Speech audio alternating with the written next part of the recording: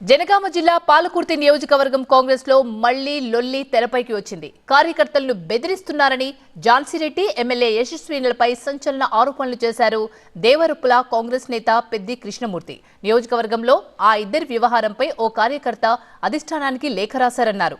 ఆ లేఖకు సమాధానం చెప్పాలని జాన్సీరెడ్డికి సవాల్ విసిరారు.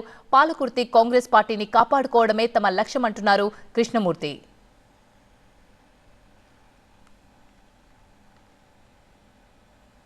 జాన్సీరెడ్డి కాంగ్రెస్ పార్టీని నువ్వు దయాకర్ రావే కుమ్మక్కై కథం చేస్తుర్రని చెప్పి ప్రజలందరూ కూడా వాపోతుర్రు. దీనికి అధిష్టానం గుర్తించాలి.